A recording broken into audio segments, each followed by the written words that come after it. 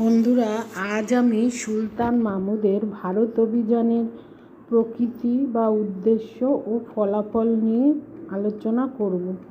তাহলে চলো আলোচনাটা শুরু করি।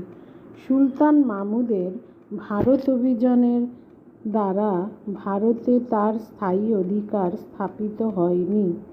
সুলতান মাহমুদ ভারতে সাম্রাজ্য স্থাপনকে তার লক্ষ্য হিসাবে নেননি।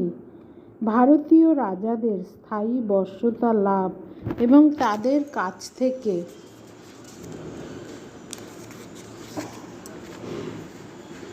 নিয়মিত রাজস্ব আদায়ের তিনি কোনো চেষ্টা করেননি।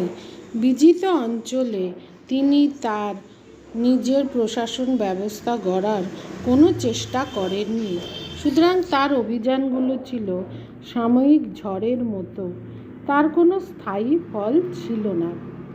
মাহমুদের অভিযান অবসান হলে হিন্দুরা তাদের ভাঙা মন্দিরগুলো পুনরায় মেরামত করে নেয়। ভারতের উর্বরা শস্যক্ষেত্র শীঘ্রই জনসাধারণের হাতে নতুন ধনসম্পদ এনে দেয়। সুলতান মাহমুদের লুণ্ঠন ও হত্যার স্মৃতি ক্রমে বিলুপ্ত হয়ে যায়। সুলতান মাহমুদ নিজের দিক থেকেও ভারতে রাজ্য স্থাপন করার কোনো ইচ্ছা দেখায়নি। তিনি ইরাক থেকে কাস্পিয়ান সমুদ্র পর্যন্ত এক বিস্তৃত ভূভাগ জয় করে সেই অঞ্চলে নিজ আধিপত্য স্থাপনে ব্যস্ত থাকায় তার পক্ষে ভারতে স্বাধীনভাবে রাজ্য বিস্তার করার কথা চিন্তা করা সম্ভব হয়নি। যদিও তিনি ছিলেন সমকালীন যুগের এক বিখ্যাত সমর বিশারদ সেনাপতি, তথাপি যুদ্ধ জয়ের জন্য তার প্রতিভা নিয়োজিত ছিল। রাজ্য সংগঠনের প্রতিভা তার মধ্যে দেখা যায়নি। সুলতান মাহমুদের ভারত অভিযানকে এই দিক থেকে নিষ্ফলা অভিযান বলা যায়, কারণ এই অভিযানগুলোর কোনো স্থায়ী ফল ছিল না। ভিনসেন্ট স্মিথের মতে সুলতান মাহমুদ ছিলেন এক ক্ষমতাশালী লুণ্ঠনকারী দস্যু। ভারতবাসীকে নির্বিচারে হত্যা করে ভারতের ধনসম্পদ লুট করে তিনি ভারত ছেড়ে চলে যান। ভারতে তার অভিযানের লক্ষ্য ছিল অবাধ লুণ্ঠন। এদিক থেকে রাষ্ট্র রণনীতিবিদ হিসাবে সুলতান মাহমুদ মোহাম্মদ ঘুরির তুলনায় অযোগ্যতার পরিচয় দিয়েছেন। ভারতের বাইরে তিনি যে সাম্রাজ্য স্থাপন করেন তাও তিনি শাসনতান্ত্রিক প্রতিভার অভাবে রক্ষা করতে পারেননি। অনেকে সুলতান মাহমুদের ভারত অভিযানের মধ্যে ইসলাম ধর্মের বিস্তারের চেষ্টা লক্ষ্য করে থাকেন। সুলতান মাহমুদের দরবারি ঐতিহাসিক উদ্বি বলেছেন যে ভারত অভিযানের দ্বারা মাহমুদ ইসলামের প্রতি মহৎ কর্তব্য পালন করেন। একথা সত্য যে তিনি বেশ কিছু মন্দির ও দেবমূর্তি ধ্বংস করেন, কিন্তু অধিকাংশ ক্ষেত্রে তার উদ্দেশ্য ছিল মন্দির ও বিগ্রহ থেকে ধনরত্ন ও অলঙ্কার লুট করা। মাহমুদ বিভিন্ন অভিযানে সফল হলেও হিন্দুদের ধর্মান্তরিত করার কোনো চেষ্টা করেননি। এমনকি তার অধিকৃত সিন্ধু ও পশ্চিম পাঞ্জাবের হিন্দুদের তিনি ধর্মে হস্তক্ষেপ করেন বলে জানা যায় না। সুলতান মাহমুদ ভারত অভিযানের পরোক্ষ ফল কিছু দেখা যায় না। তার বারবার আক্রমণ ও নির্বিচারে লুণ্ঠনের ফলে উত্তর ভারতের সামরিক ও অর্থনৈতিক দুর্বলতা দেখা দেয়। সুলতান মাহমুদের জয়ের ফলে হিন্দুদের মনে এই ধারণা জন্মায় যে তুর্কিরা অপরাজেয়। উত্তর ভারতের সম্পদ নির্বিচারে লুণ্ঠনের ফলে ব্যবসা বাণিজ্যের প্রভূত ক্ষয়ক্ষতি হয়।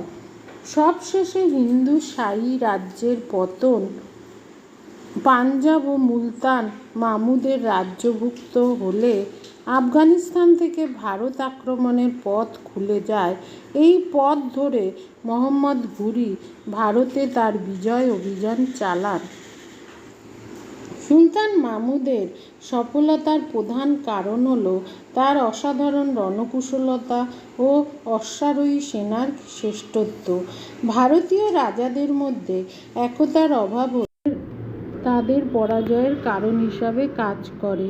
সুলতান মাহমুদের লুণ্ঠন ও ধ্বংসলীলা ভারতীয় রাজাদের নৈতিক শক্তি ও মনোবল নষ্ট করে দেয়। সুলতান মাহমুদ ছিলেন সমর বিশারদ ব্যক্তি। তিনি যে বাহিনী গড়েন তা তুর্কি, আফগান, আরব এমনকি হিন্দুদের দ্বারা গঠিত ছিল, কিন্তু তিনি এই বাহিনীকে এমন সংগঠন করেন যে এর মধ্যে কোনো বিভেদ ছিল না। সকল সেনাই তাকে সমানভাবে আনুগত্য দিত। সুলতান মাহমুদের নেতৃত্বদানের ক্ষমতা ছিল। তিনি এই বাহিনীর দ্বারা পশ্চিম ইরাক থেকে উত্তরে ক্যাস্পিয়ান সাগর পর্যন্ত বিশাল অঞ্চল জয় করেন। সম্ভবত এই বহির্ভারতীয় অঞ্চলে ব্যস্ত থাকার জন্যই তিনি ভারতে স্থায়ীভাবে রাজ্য স্থাপনের কোনো চেষ্টা করেননি। তিনি তার পিতার কাছ থেকে মাত্র গজনি ও খোরাসান রাজ্য পান।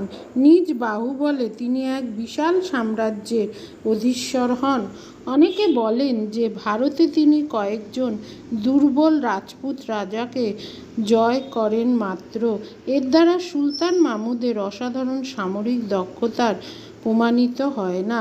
তাকে কোনোরূপ প্রবল বাধার সম্মুখীন হতে হয়নি, কিন্তু একথা যুক্তিযুক্ত নয়। ইরান ও মধ্য এশিয়ায় তিনি প্রকৃত ক্ষমতাশালী শক্তিগুলিকে পরাস্ত করে তার রণপাণ্ডিত্যের পরিচয় দিয়েছিলেন। সুলতান মাহমুদ অশ্বারোহী সেনাকে একটি আক্রমণাত্মক যুদ্ধের হাতিয়ার হিসাবে ব্যবহার করতেন। তিনি শত্রুর দুর্বলতাগুলো ভালোভাবে লক্ষ্য করে সেই দুর্বল স্থানে আঘাত করতেন।